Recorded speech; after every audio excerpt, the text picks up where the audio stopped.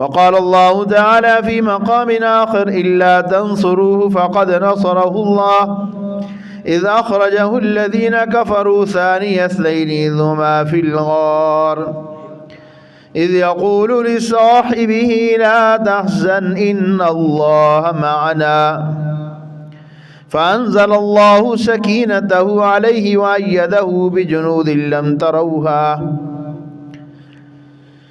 وجعل كلمة الذين كفروا السفلى وكلمة الله هي العليا والله عزيز حكيم۔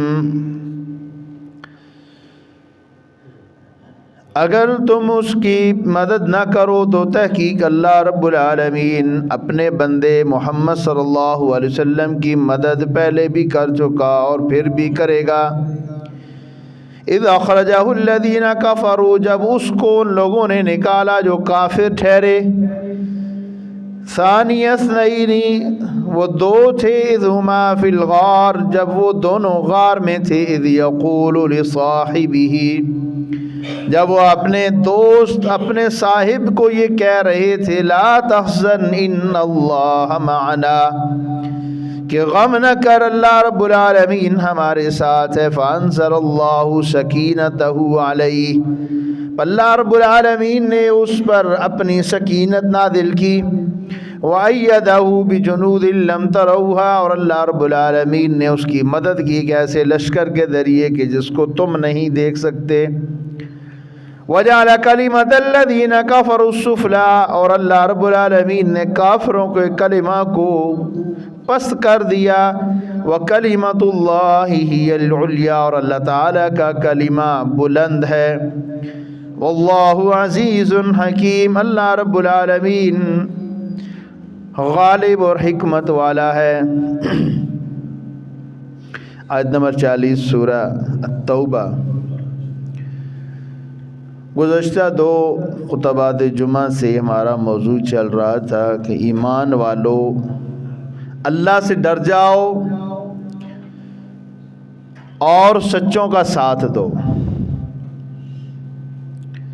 تو اسی سلسلے کی آج تیسری کڑی ہے۔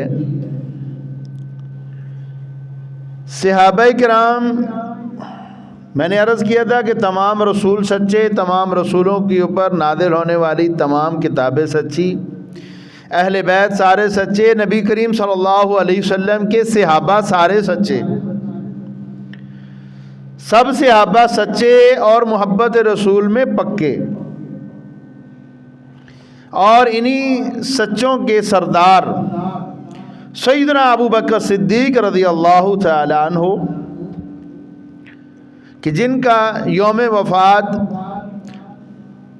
22 جمادی الثانی ہے اور آج 20 جمادی الثانی ہے۔ تو اسی حوالے سے میں کچھ گزارشات عرض کروں گا۔ سیدنا ابو بکر صدیق رضی اللہ تعالی عنہ کی خدمات اور ان کے فضائل ذکر کرنے کا ایک مقصد یہ ہے کہ ہمارا حق ہے کہ ہم ان کی خدمات کا تذکرہ کریں۔ خود اللہ رب العالمین نے ان کی خدمات کا تذکرہ کیا ہے، اور پھر رسول اللہ صلی اللہ علیہ وسلم نے حضرت ابو بکر صدیق کی خدمات کا تذکرہ کیا ہے۔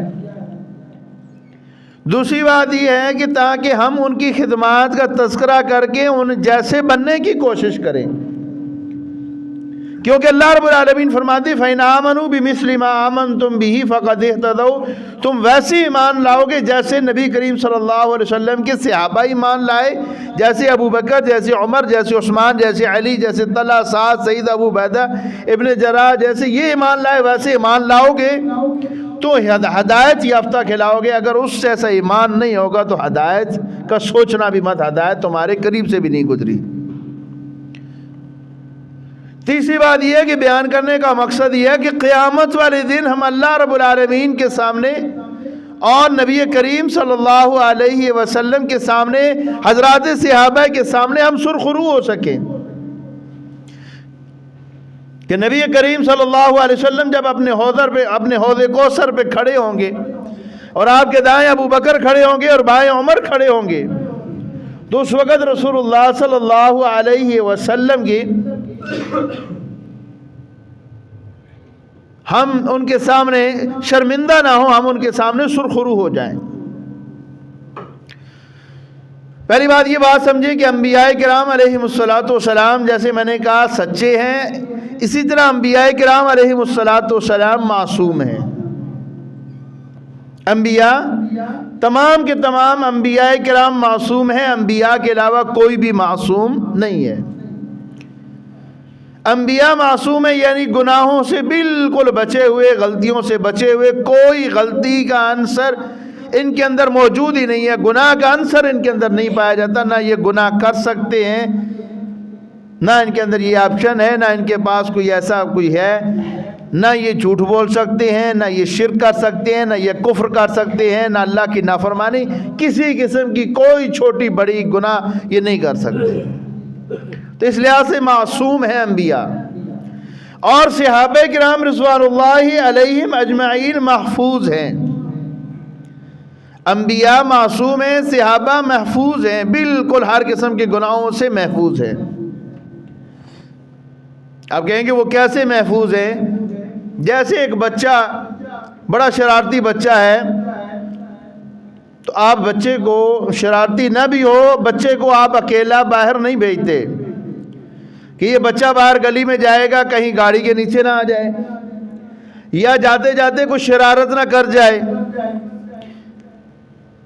مسجد میں بچوں کو آپ اکیلے نہیں آنے دیتے، یہاں پہ ہم بھی ان کو کہہ دیں بھئی بچوں کو اکیلا مت بھیجو، کہ بچے یہاں پہ آ کے شرارتیں کرتے ہیں۔ والدین کے ساتھ آئیں، والدین لے کے آئیں گے تو والدین کے ساتھ بچے شرارتوں سے محفوظ ہوں گے، شرارتیں نہیں کریں گے۔ جب آپ بچے کو اپنے ساتھ مارکیٹ میں لے کے جائیں گے تو آپ مطمئن ہوں گے کہ بچہ میرے ساتھ ہے، بچہ میرا شرارت نہیں کرے گا، یہ کسی کو تنگ نہیں کرے گا، کسی کا نقصان نہیں کرے گا، گاڑی کے نیچے آنے کا چانس کم ہے، کیونکہ آپ اس کی حفاظت کر رہے ہیں۔ اسی طرح صحابہ کرام نبی کریم صلی اللہ علیہ وسلم کے ہاتھ میں محفوظ تھے، آپ صلی اللہ علیہ وسلم کی آنکھوں کے سامنے تھے، آپ صلی اللہ علیہ وسلم قدم قدم کے اوپر ان کی رہنمائی فرماتے۔ آپ صلی اللہ علیہ وسلم ایک کامیاب معلم تھے، اور کامیاب معلم کے کیا نالائق ٹیچر ہوں گے، نالائق شاگرد ہوں گے، نعوذ باللہ من ذالک۔ تو رسول اللہ صلی اللہ علیہ وسلم کے جو شاگرد تھے، جنہوں نے واقعتاً آپ کو اپنا استاد مانا، اپنا امام مانا، وہ سارے کے سارے پاس ہوئے۔ اللہ رب العالمین فرماتے ہیں اولئک الذین امتحن اللہ قلوبہم للتقوی، فرمایا یہ تقوی کے اندر سارے پورے اترے۔ آج ہم کہتے ہیں کہ صحابہ کرام اگر نہ ہوتے تو وفا نہ ہوتی، صحابہ کرام نہ ہوتے تو یہ تبلیغ نہ ہوتی، صحابہ نہ ہوتے تو مسجدیں نہ ہوتی، صحابہ نہ ہوتے یہ جمعے نہ ہوتے، صحابہ کرام نہ ہوتے قرآن کی تلاوت نہ ہوتی، صحابہ کرام نہ ہوتے یہ جہاد نہ ہوتا، یہ دین کا جتنا بھی کام ہے اگر صحابہ نہ ہوتے تو یہ کچھ بھی نہ ہوتا۔ کیونکہ ہم چھوٹی بات کرتے ہیں، یہ چھوٹی بات ہے۔ بڑی بات کیا ہے؟ پیارے پیغمبر صلی اللہ علیہ وسلم بڑے ہیں، انہوں نے بڑی بات کی ہے۔ وہ بڑی بات کیا ہے؟ رسول اللہ صلی اللہ علیہ وسلم نے بدر کی رات آپ صلی اللہ علیہ وسلم نے چوکیدار کو، پہرے دار کو، صحابی کو کھڑا کیا، آپ نے پردہ نیچے کیا، خیمے کے اندر چلے گئے۔ آپ صلی اللہ علیہ وسلم نے فرمایا کہ دیکھو کوئی بھی اندر آئے کسی کو اندر آنے نہیں دینا، کوئی بھی اندر آئے کسی کو اندر آنے نہیں دینا۔ میں اللہ تعالیٰ کے ساتھ اب رابطہ کرنے لگا ہوں، اور ساتھ ہی کہہ دیا کہ اگر ابو بکر آئیں تو ان کو روکنا نہیں ہے، کسی کو اندر آنے نہیں دینا، ابو بکر آئیں تو ان کو روکنا نہیں ہے۔ اب رسول اللہ صلی اللہ علیہ وسلم اللہ تعالیٰ سے ملاقات ہو رہی ہے، باتیں ہو رہی ہیں، گفتگو ہو رہی ہے، دعائیں ہو رہی ہیں، التجائیں ہو رہی ہیں، سجدے کے اندر دعائیں ہو رہی ہیں، اور آپ صلی اللہ علیہ وسلم کیا فرماتے ہیں؟ بچپن سے سنتے آئے ہیں، اور صحیح حدیث ہے رسول اللہ صلی اللہ علیہ وسلم کی۔ آپ صلی اللہ علیہ وسلم فرمایا اللہ اگر آج تو نے مدد نہ کی، اور اگر یہ مٹھی بھر میرے پاس جو ہیں اگر یہ مٹ گئے تو قیامت تک دین تیرے دین کا نام لینے والا کوئی نہیں ہوگا۔ یہ رسول اللہ صلی اللہ علیہ وسلم نے فرمایا۔ تو پھر ہم کہہ سکتے ہیں اگر صحابہ نہ ہوتے تو آج دین اسلام پہ کوئی چلنے والا نہ ہوتا. ان لوگوں نے رسول اللہ صلی اللہ علیہ وسلم کا ساتھ دیا ہے, اور یہ ساتھ دینے والے, یہ تصدیق کرنے والے, یہ اپنا مال خرچ کرنے والے, اپنی بچیاں قربان کرنے والے, اپنے بچے قربان کرنے والے, اپنے سر زخمی کرانے والے, اپنے چہرے کو لہولہان کرنے والے, یہ صحابہ میں سب سے جو پہلے نمبر پہ تھے وہ ابو بکر تھے. رسول اللہ صلی اللہ علیہ وسلم نے جب نبوت کا اعلان کیا, اللہ تعالیٰ نے آپ کو ذمہ داری دی, آپ صلی اللہ علیہ وسلم اللہ تعالیٰ کی طرف سے نبی, یہ دعوت ابھی مل گئی, آپ صلی اللہ علیہ وسلم کو حکم مل گیا کہ فَاصْدَعْ بِمَا تُؤْمَرْ, آپ اب اعلان کر دیں کہ آپ اللہ کے نبی ہیں.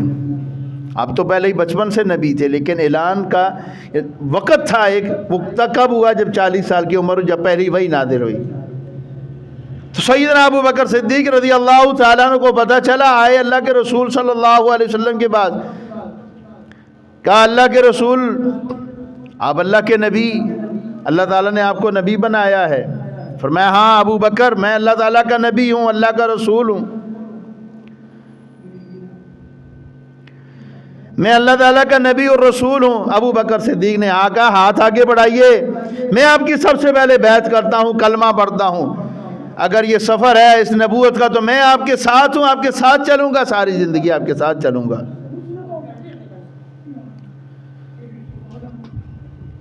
نبی کریم صلی اللہ علیہ وسلم کے اوپر سب سے پہلے ایمان لانے والے نبی کریم صلی اللہ علیہ وسلم کی سب سے پہلے تصدیق کرنے والے ابو بکر صدیق ہیں, اور یہ معزز ترین لوگوں میں سے تھے, سب سے ترین معزز ترین لوگ, جو لوگ بڑے بنو تمیم کے یہ سردار تھے. تو اس لحاظ سے رسول اللہ صلی اللہ علیہ وسلم کے چاہیے بچپن کے ساتھی بھی تھے رسول اللہ صلی اللہ علیہ وسلم کے, سفر میں, حضر میں, خوشی میں, غم میں, ہر موقع پہ رسول اللہ صلی اللہ علیہ وسلم کے ساتھ رہے ابو بکر صدیق. تو جب آپ صلی اللہ علیہ وسلم نے اعلان نبوت فرمایا تو سب سے آگے بڑھ کے انہوں نے تصدیق بھی کی اور آپ صلی اللہ علیہ وسلم کے ہاتھ پہ بیعت کی. پھر یہیں پہ بس نہیں ہے کہ یہ سائڈ پہ ہو گئے اور ایمان لایا اور اپنے کاروبار میں لگ گئے, پھر اپنا اوڑھنا بچھونا رات دن ہر وقت رسول اللہ صلی اللہ علیہ وسلم کے ساتھ ساتھ ہے, اور کہنے لگے کہ محمد صلی اللہ علیہ وسلم نے زندگی میں کبھی جھوٹ نہیں بولا, اللہ کے معاملے میں بھی یہ جھوٹ نہیں بول سکتے, میں محمد صلی اللہ علیہ وسلم پر ایمان لاتا ہوں. کھل کے تصدیق کی. اور پھر دوسرے نمبر پہ یہ دیکھیں, دین کا پہلا مبلغ رسول اللہ صلی اللہ علیہ وسلم نے ان کو دعوت دی, انہوں نے اسلام قبول کر لیا, پھر انہوں نے دعوت کا آغاز کر دیا. یہ پہلا مبلغ ہے, یہ توحید کی دعوت دے رہا ہے, یہ قرآن کی دعوت دے رہا ہے, یہ رسالت کی دعوت دے رہا ہے ابو بکر. اور ان کی دعوت پر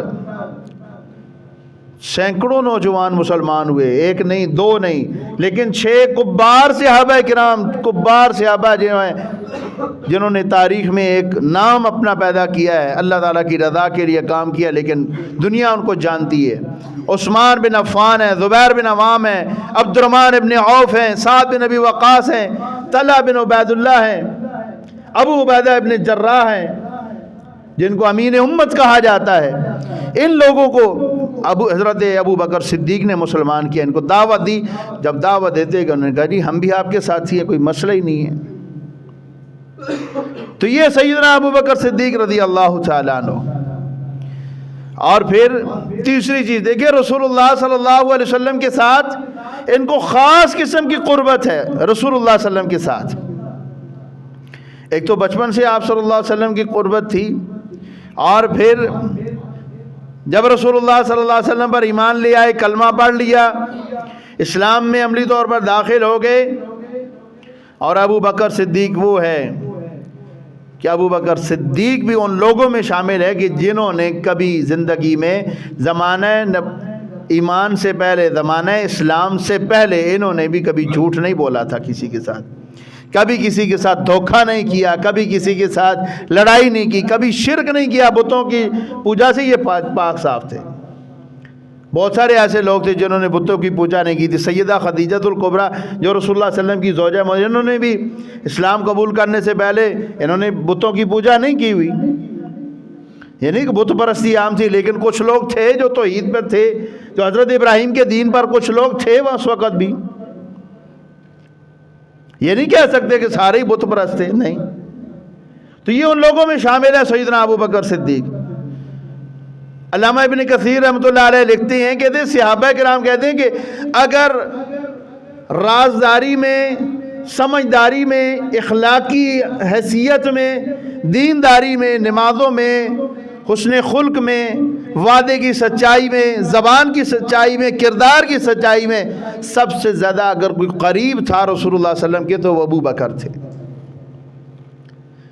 اور یہ انساب کے ماہر تھے، علم انساب کے، بڑے بڑے قبیلوں کے سب کے نسب جانتے تھے کہ فلاں فلاں قبیلہ، فلاں کے فلاں بیٹا، یہ بھی ایک علم اللہ تعالیٰ نے دیا ہے، اور سمجھدار بھی تھے۔ تو رسول اللہ صلی اللہ علیہ وسلم ان سے مشورہ کیا کرتے تھے، آپ صلی اللہ علیہ وسلم ان پہ اندھا اعتماد کرتے۔ اور وہ آگے بتاؤں گا کہ کیسے اعتماد حضرت ابو بکر صدیق پہ رسول اللہ صلی اللہ علیہ وسلم نے کیا۔ آگے کفار کا ظلم و ستم شروع ہو جاتا ہے۔ حضرت ابو بکر صدیق رضی اللہ تعالیٰ عنہ سب سے زیادہ جو سب سے پہلے کفار کے ظلم و ستم کا نشانہ بنے وہ ابو بکر صدیق بنے ہیں۔ دعوت توحید کا آغاز کر دیا، یعنی کہ خود مان لیا، کہا ٹھیک ہے جی باقی جتنے کوئی لگا ہے لگا رہنے دو، بس نہیں، دعوت توحید اس پر عمل کیا۔ پھر اس کی دعوت توحید کا آغاز کیا، لوگوں کو بازاروں میں جا کے، گھروں میں جا کے، انفرادی اجتماعی لوگوں کو دعوت توحید دی۔ جب لوگوں کو دعوت دی تو مشرکین مکہ کیا وہ برداشت کرتے تھے؟ وہ خاموش رہتے؟ وہ خاموش تو نہیں رہے، ان لوگوں نے مخالفت شروع کر دی سیدنا ابو بکر صدیق کی۔ سیدنا ابو بکر صدیق نے کئی نوجوانوں کو اسلام میں داخل کیا۔ اب انہوں نے مخالفت کیا کہ اذیت اور مار پیٹ شروع کر دی۔ سیدنا ابو بکر صدیق کو ایک دن انہوں نے بازار میں دعوت دیتے ہوئے نوجوانوں کو بھڑکایا مشرکین مکہ نے، اور سیدنا ابو بکر صدیق کو مارا، اتنا مارا لہو لہان کر دیا، حتیٰ کہ آپ کا چہرہ بھی لہو کی وجہ سے پہچانا نہیں جاتا تھا۔ سیدنا ابو بکر صدیق بے ہوش ہو گئے۔ جب سیدنا ابو بکر صدیق کو ہوش آیا، پہلا سوال یہ کیا کہ رسول اللہ صلی اللہ علیہ وسلم کا کیا حال ہے، مجھے یہ بتاؤ۔ کہا رسول اللہ صلی اللہ علیہ وسلم ٹھیک ہے۔ کہتے الحمدللہ۔ کہتے ابو بکر ایک جان و 100 جانیں ہوں تو کوئی مسئلہ نہیں ہے، ابو بکر تو قربان کرنے کو تیار ہے۔ یہ وہ ابو بکر ہیں۔ آج اگر کوئی کہے کہ ابو بکر صدیق نہیں ہے تو وہ خود سب سے بڑا جھوٹا ہے۔ جو ابو بکر صدیق کو صدیق نہیں مانتا، اللہ کی قسم وہ تو مسلمان ہی نہیں ہے۔ جو ابو بکر صدیق کو صدیق نہ مانے، اس کو تو اپنے ایمان کی فکر کرنی چاہیے کہ جب آپ پیدا بھی نہیں ہوئے تھے اس وقت ابو بکر نبوت کی تصدیق کر رہا تھا، نبی صلی اللہ علیہ وسلم کے لیے مار کھا رہے تھے، ابو بکر صدیق اس وقت قربانیاں دے رہے تھے۔ اور آج 1400 سال بعد ایک بندہ اٹھ کے کہے گا جی میں یہ طے کروں گا کہ صحابی کون ہے۔ بھی تو کون ہوتا ہے؟ بھی تو طے کرنے والا کہ صحابی کون ہے؟ تیری حیثیت کیا ہے؟ گندے گٹر کے گندے کیڑے، تیری کیا حیثیت ہے؟ تو یہ کرے گا کہ نبی کا صحابی کون ہے؟ ابو بکر صدیق رسول اللہ صلی اللہ علیہ وسلم کے یہ صحابی ہیں کہ جنہوں نے مار کھائی ہے اسلام میں سب سے پہلے صحابہ میں، توحید کی خاطر۔ آج ہم سے تو ٹھنڈا پانی نہیں برداشت ہوتا، گھر سے آتے ہیں پانی گرم ہے مولوی صاحب، نہیں گرم نہیں ہے، چلو جی کوئی اور پڑھ لے سن۔ یہ حالت ہے ہماری۔ تبرہ بازی کرتے ہیں صحابہ کے نام پر، مقابلہ کرتے ہیں ان مقدس ہستیوں کا۔ تو انہوں نے اسلام کے لیے مارے کھائی ہیں، رسول اللہ صلی اللہ علیہ وسلم کے لیے مارے کھائی ہیں۔ پھر دیکھیں غلاموں کو آزاد کروانا، یہ بھی ابو بکر صدیق کا کارنامہ ہے۔ سب سے پہلے جن غلاموں کو آزاد کروایا ہے، حضرت بلال رضی اللہ تعالیٰ عنہ کو ان کا مالک کتنی تکلیف دیتا، گرم انگاروں کے اوپر لٹا دیتا، خون بہتا، وہ انگارے بجھ جاتے، پھر وہ دوبارہ انگاروں کے اوپر لٹاتا، تپتی ریت کے اوپر سینے کے اوپر پتھر رکھ کے ہٹا دیتا۔ سیدنا بلال رضی اللہ تعالیٰ عنہ پھر بھی کہتے اللہ احد۔ سیدنا ابو بکر صدیق نے دیکھا ان سے برداشت نہیں ہوا، انہوں نے سیدنا بلال رضی اللہ تعالیٰ عنہ کو آزاد کروایا، اس کے مالک کو منہ مانگی قیمت دی اور آزاد کروایا۔ اور بھی بہت سارے صحابہ کو انہوں نے آزاد کروایا، جو غلام تھے ان کو آزاد کروایا، اور مشرکین مکہ کہنے لگے یہ غلاموں کو آزاد کرواتا اپنے ذاتی فائدے کے لیے۔ کہا میرا کیا ذاتی فائدہ ہے، میرا تو کوئی ذاتی فائدہ، میں تو اللہ کی رضا کے لیے۔ اللہ تعالیٰ نے آیت نازل کر دی وَسَيُجَنَّبُهَا الْأَتْقَى، الذی یؤتی مالہ یتزکا، فرمایا وہ تو اپنا مال دیتا ہے پاک صاف کرنے کے لیے، اللہ تعالیٰ کی راہ میں مال خرچ کرتا ہے ابو بکر تو صرف اپنے آپ کو پاک صاف کرنے کے لیے کہ اللہ کی رضا مل جائے۔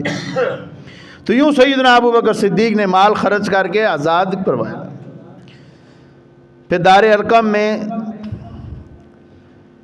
شرکت کی، ایمان کی تربیت، دعوت کا ایک خفیہ دور تھا۔ جو لوگ مسلمان ہوتے ان کو یہ وہاں پہ خفیہ لے جاتے، جگہ پہ رکھتے، کیونکہ مشرکین مکہ کی طرف سے بڑی سخت پابندیاں تھیں۔ ان کا نام بھی شیڈول 4 میں ڈالا گیا تھا، پابندیاں تھیں، یعنی باہر جا سکتے ہیں، نہ کسی سے ملاقات سا کر سکتے ہیں، ان کا اٹھنا بیٹھنا چلنا پھرنا ہر طرف سے سیکورٹیوں کی ایجنسیوں کی ان کی اپنی اس وقت جو بھی ان کا نظام تھا مکمل نظر رکھتے تھے، کون ان کے پاس آ رہا ہے، کہاں جا رہے ہیں، کیا کر رہے ہیں۔ تو سیدنا ابو بکر صدیق پھر ان جو خیز مسلمان ہوتے ان کو پھر لے جاتے دار ارقم میں اور ان کی وہاں پہ تربیت کرتے اسلام کے مطابق۔ پھر ہجرت حبشہ اور ابو بکر صدیق رضی اللہ تعالیٰ کا بھی بڑا گہرا تعلق ہے۔ جب ہجرت حبشہ ہوئی، جو پہلی ہجرت حبشہ ہوئی تھی، سیدنا ابو بکر صدیق بھی ان لوگوں میں شامل تھے۔ سیدنا ابو بکر صدیق رضی اللہ تعالیٰ عنہ ہجرت کر کے نکلے۔ جب یہ یمن کے قریب پہنچے تو ابن ابی دغنہ اس نے آگے ہوا اور اس نے رسول اللہ صلی اللہ علیہ وسلم کے اس عظیم صحابی اس جانثار کا راستہ روکا۔ انہوں نے کہا جی آپ کیوں جا رہے ہیں؟ انہوں نے کہا میں تو اس وجہ سے جا رہا ہوں کہ لوگ مجھے رہنے نہیں دیتے، یہاں پہ اسلام پہ عمل کرنا مشکل ہو گیا، چلیں حبشہ کی طرف چلتے ہیں۔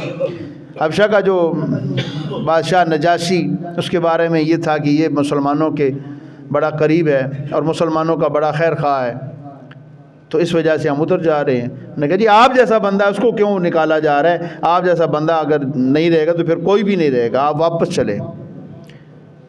تو اس بندے نے حضرت ابو بکر صدیق رضی اللہ عنہ کی ضمانت دی کہ یہ رہیں گے۔ ابو بکر صدیق جب واپس آئے، پہلے تو ان سب نے پتہ چل گیا اب یہ تو چلے گئے ہیں، جب واپس آئے سیدھا حرم میں گئے، بیت اللہ شریف میں جا کے نماز پڑھی اور اونچی آواز سے قرآن مجید کی تلاوت شروع کر دی۔ جب قرآن کی تلاوت شروع کر دی تو ان کے بچے اور خواتین آگے قریب آ گئے کہ ابو بکر قرآن پڑھ رہے ہیں، سبحان اللہ، اور قرآن کا ابو بکر قرآن پڑھے اثر نہ کرے یہ تو ہو نہیں سکتا۔ اور قرآن پڑھی تو ان کی قرآن پڑھنے کی وجہ سے بہت سارے لوگ مسلمان ہوئے، بہت سارے بچے خواتین مسلمان ہوئی۔ تو یہ ان کی دعوت کا اثر تھا سیدنا ابو بکر صدیق کی۔ اور پھر معراج کے سفر کے دیکھ رہے، معراج کا سفر دیکھے، رسول اللہ صلی اللہ علیہ وسلم معراج پہ تشریف لے گئے۔ رات کو آپ صلی اللہ علیہ وسلم مکہ میں سوئے، صبح اٹھے، فجر مکہ میں کی۔ راتوں رات ہی اللہ تعالیٰ نے اپنے بندے کو سبحان الذی اسریٰ بعبدہ لیلا من المسجد الحرام الی المسجد الاقصی، مسجد حرام سے مسجد اقصی تک، بیت اللہ شریف سے بیت المقدس تک کا سفر ایک ہی رات میں، پھر بیت المقدس سے پہلے آسمان، پھر دوسرے آسمان، پھر تیسرے، پھر 7ویں آسمان، سدرۃ المنتہا تک کا سفر، جنت کی سیر، جہنم کا نظارہ دکھوا کے سب کچھ کر کے پھر آپ صلی اللہ علیہ وسلم مکہ پہنچے۔ اور آپ صلی اللہ علیہ وسلم نے فجر مکہ میں کی۔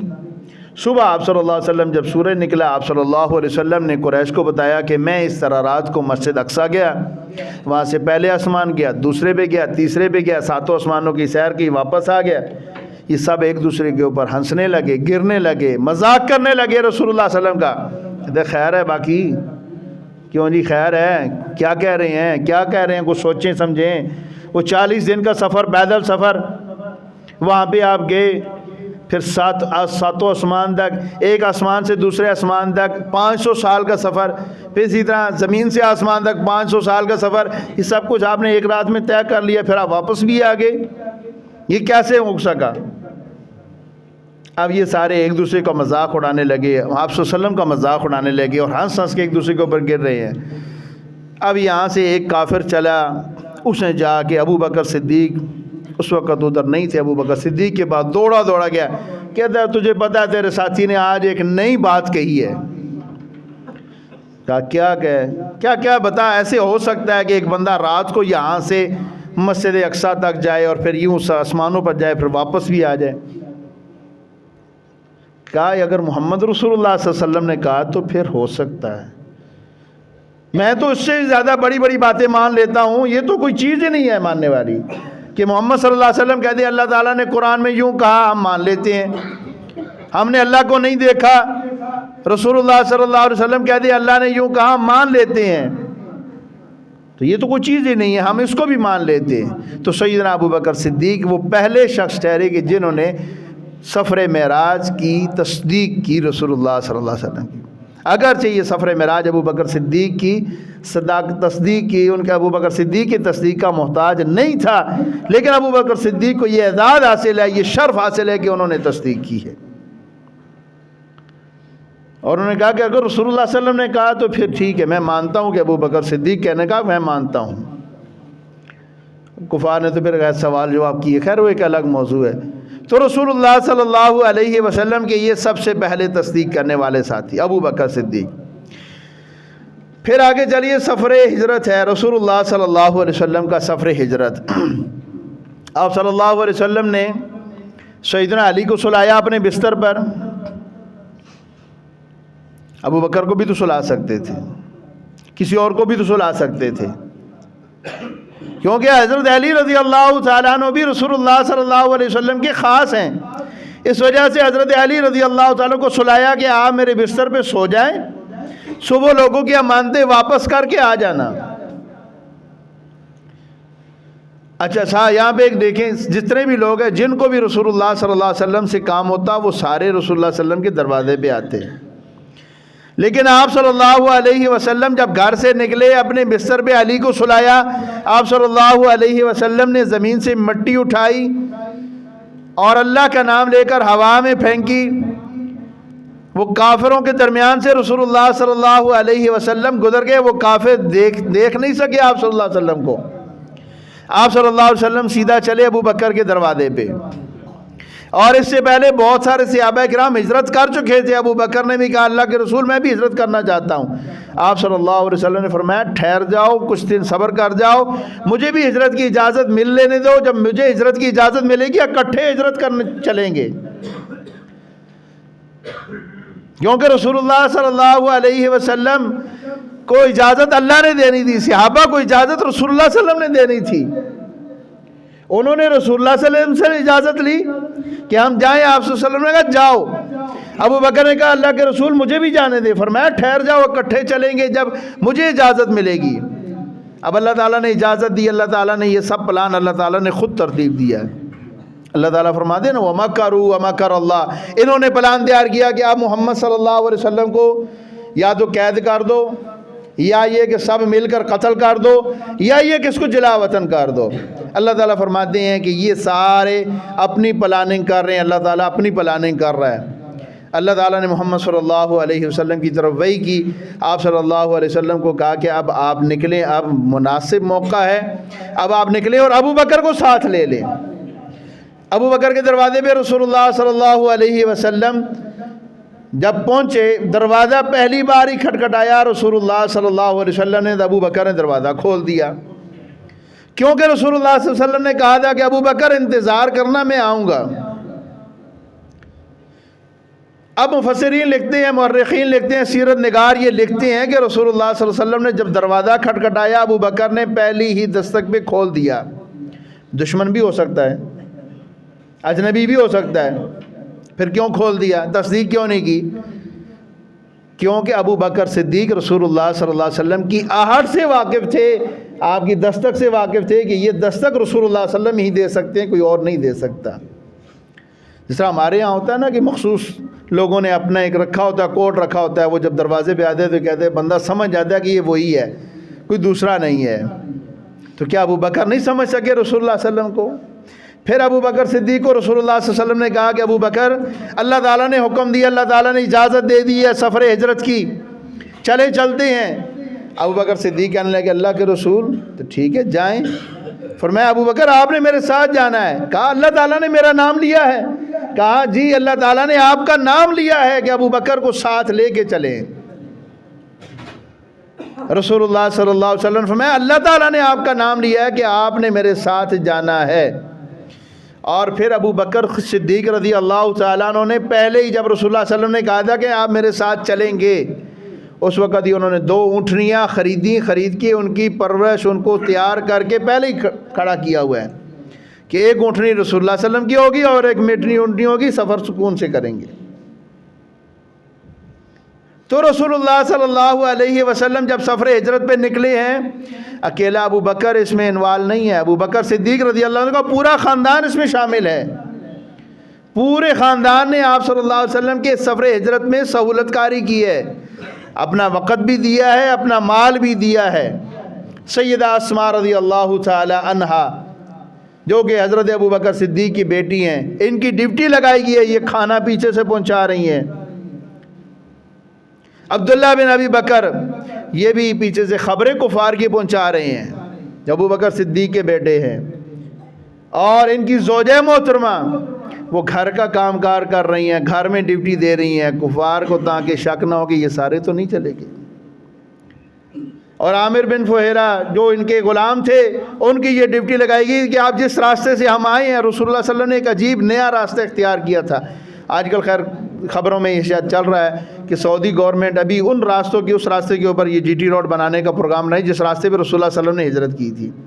وہ راستہ انتہائی مشکل راستہ، ایک نیا راستہ تھا۔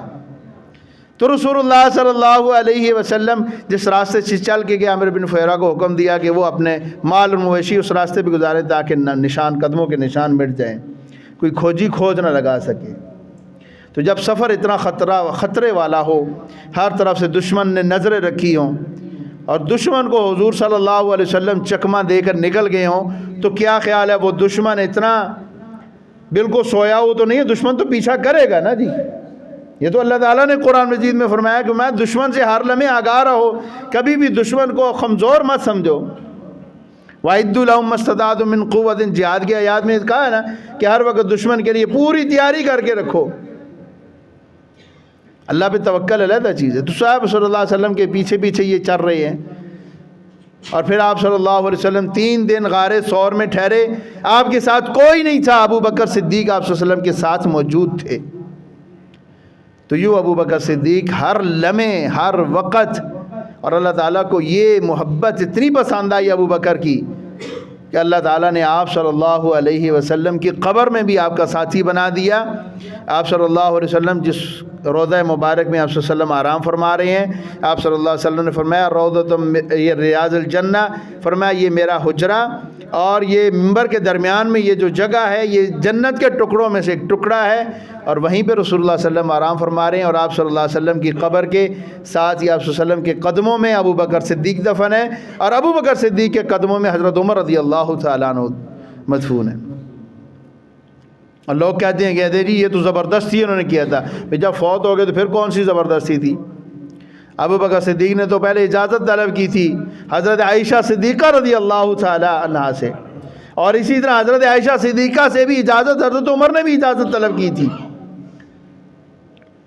اور کہا تھا، یہ نصیحت کی تھی حضرت عمر رضی اللہ تعالیٰ نے اپنے بیٹے عبداللہ کو، پہلے اجازت لی اپنی زندگی میں، فرمایا جب میں فوت ہو جاؤں، جب میرا جنازہ اٹھاؤ، جنازہ پڑھانے کے بعد جانا، دروازے کے اوپر جا کے اجازت طلب کرنا، کہنا آپ کا بیٹا عمر اجازت چاہتا ہے، یہ نہ کہنا امیر المومنین، نہ کہنا آپ کا بیٹا اجازت چاہتا ہے، روحانی بیٹے عائشہ صدیقہ کے عمر، کہا آپ کا بیٹا اجازت چاہتا ہے، اگر ماں جی اجازت دے دیں تو دفن کرنا، اگر اجازت نہ دے تو مسلمانوں کے عام قبرستان میں دفن کر دینا۔ تو یہ اعزاز رسول اللہ صلی اللہ علیہ وسلم کے ساتھ دفن ہونے کا کیوں ملا کہ ساری زندگی رسول اللہ صلی اللہ علیہ وسلم کے ساتھ وفا کی، سچ کے اوپر رہے، سچ کا ساتھ دیا۔ اگر آج ہمیں بھی یہ سبق یہی ملتا ہے کہ اگر آج ہم بھی سچ کا ساتھ دیں گے، رسول اللہ صلی اللہ علیہ وسلم کے صحابہ کا ساتھ دیں گے، ان کی سیرت پر چلیں گے، جس طرح ابو بکر صدیق رضی اللہ تعالی عنہ چلے، اسی طرح ہم بھی چلیں گے، تو انشاءاللہ ہمارا حشر بھی قیامت والے دن رسول اللہ صلی اللہ علیہ وسلم کے ساتھ ہوگا۔ رسول اللہ صلی اللہ علیہ وسلم نے فرمایا قیامت والے دن سب سے پہلے میری قبر شک کی جائے گی، فرمایا اس کے بعد ابو بکر، اس کے بعد عمر، اور اس کے بعد فرمایا یہ جنت البقیع کے لوگ، ان کی قبریں شک کی جائیں گی، فرمایا اس کے بعد باقی لوگوں کی قبر شک کی جائے گی۔ آپ صلی اللہ علیہ وسلم نے فرمایا جب میں حوض کوثر پہ کھڑا ہوں گا میرے دائیں ابو بکر ہوں گے، بائیں عمر ہوں گے۔ فرمایا یہ جب جنت میں جاؤں گا میں جنت کا دروازہ کھٹکھٹاؤں گا، فرمایا میرے دائیں ابو بکر ہوں گے، بائیں میرے عمر ہوں گے۔ فرمایا یہ میرے ساتھی ہیں۔ فرمایا زمین کے اوپر میرے دو وزیر ہیں، ابو بکر اور عمر ہیں، آسمان پہ میرے دو وزیر ہیں، فرمایا جبریل ہیں اور میکائیل ہیں۔ اللہ تعالیٰ سے دعا اللہ رب العالمین ہمیں سیدنا ابو بکر صدیق رضی اللہ عنہ کی سیرت پر عمل کرنے کی توفیق دے۔ وما علیہ البلاغ۔